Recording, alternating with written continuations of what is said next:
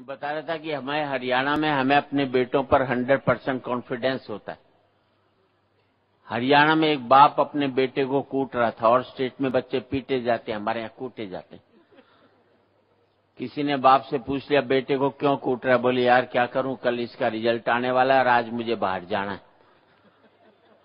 ये है कॉन्फिडेंस। मालूम है 100% फेल होगा तो इसको आज ही पीट करके चलो। अच्छा, मैं तो Shri Ram college of commerce में पढ़ा, बेस्ट कॉलेज माना जाता है। सेकंड ईयर में फेल हो गया। मैंने अपने बाप को 6 महीने तक पता नहीं लगने दिया कि मैं फेल हो गया। इसे कहते हैं मैनेजमेंट। ये एमबीए वाले क्या खा करके करेंगे जो मैंने किया था। और 6 महीने बाद मेरे दोस्त ने बापू से शिकायत की कि सुरेंद्र शर्मा फेल हो गया। तो बापू ने कहा फेल हो गया तो क्या हो गया, इम्तिहान कोई कुंभ का मेला है जो 12 साल में आएगा, अगले साल दे लेगा, इसमें क्या फतारी है। हम बच्चों को इतना तनाव देते हैं कि आज 5वीं 6ठी क्लास के बच्चे आत्महत्या करने लग गए। हमने बच्चों का बचपन मार करके रख दिया। इससे बड़ा अपराध माँ बाप कभी भी जिंदगी में नहीं कर सकते। जैसा जो बच्चा है किसी तरह जो कभी बढ़ता है कभी छोटा होता है। मैंने बालिया साहब, मैंने अपने बेटे से कह दिया था देख तू 50% से ज्यादा नंबर मत लियो, क्योंकि मेरे 51 आए थे। ज्यादा लिया था जिंदगी भर चिढ़ाता रहता। 45% लिया आया, 95% लिया था अमेरिका भाग लेता। 45% लिया है, मुझे छोड़कर गाजियाबाद भी नहीं भाग सकता। और मैं बात पर आपका इस पर आशीर्वाद चाहूंगा साहब, मेरा सुख ये नहीं है कि मेरा बेटा अमेरिका में बैठकर 5 लाख रुपया महीना कमा रहा है। मेरा सुख ये है कि मेरा बेटा 30,000 रुपया महीना कमा रहा है, लेकिन शाम का खाना मेरे साथ बैठ करके खा रहा है।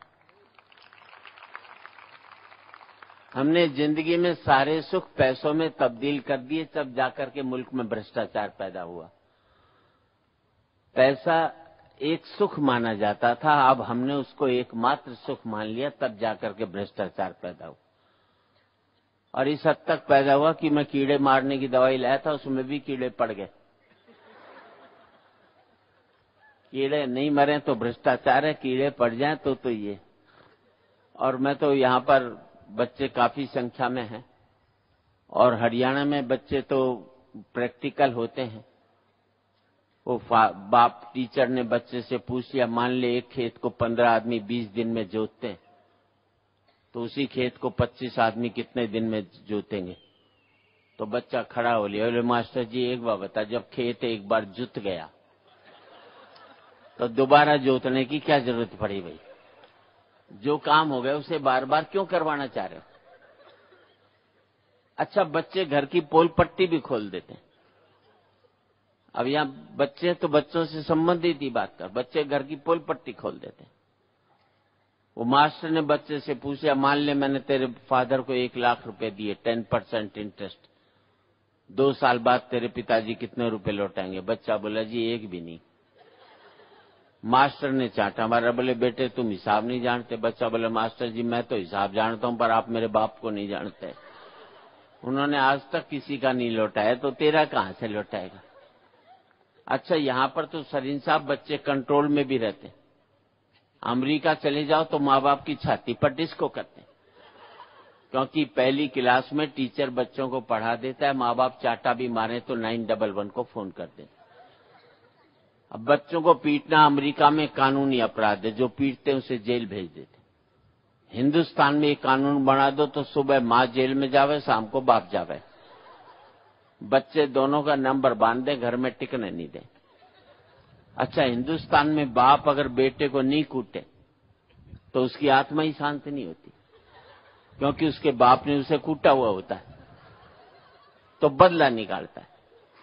तो मेरे दोस्त न्यू जर्सी में रहते हैं अमेरिका में, उन्होंने अपने बेटे के चांटा मार दिया। बेटे ने पुलिस को फोन कर दिया, पुलिस आ गई, बाप को पकड़ लेगी, जेल में ठूस दिया। बेचारा जेल काट कर आया, बच्चे को मना कर लाया, बड़े प्यार से रखा। 10-11 महीने बाद छुट्टी हुई तो हिंदुस्तान लौटा, तो दिल्ली हवाई अड्डे से बाहर निकलते ही बाप ने जूता निकाला।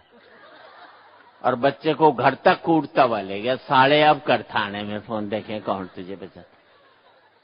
हंसने की बात नहीं, तब मुझे पता लगा ये अमेरिका में जो भारतीय वो हर साल हिंदुस्तान क्यों आते हैं। पहले मैं यही समझता था देश से बड़ा प्यार करते, तब पता लगा बच्चे कूटने के लिए हिंदुस्तान में आते हैं। हंसी मजाक की सैकड़ों बातें हैं।